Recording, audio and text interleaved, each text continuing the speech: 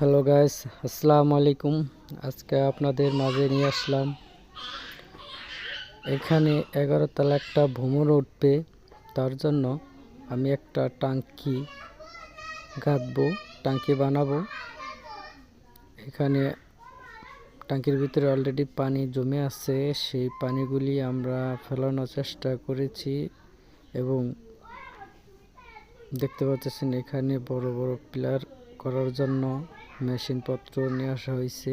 পানি শেষ, এখন আমরা পলিথিন দিয়ে সোলিং বিছাবো। বিছানোর পরে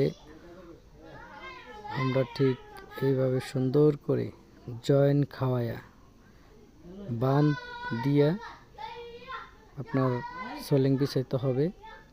আমাদের সোলিং করা শেষ, এখন বালি মিশানো শুরু। বালি মিশানোর পরে আমাদের কাজ শুরু হয়ে যাবে ইনশাল্লাহ।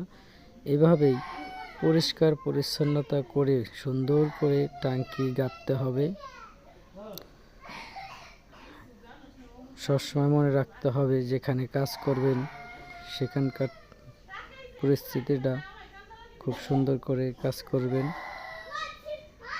আমাদের বালি মেশানো শেষ, এখন চারিদিকে গাঁথনি শুরু হয়ে গেছে। দেখতে পাচ্ছেন আমরা সুন্দর করে মেপে মাপ দিয়া এবং লেআউট দিয়ে হেলাইছি।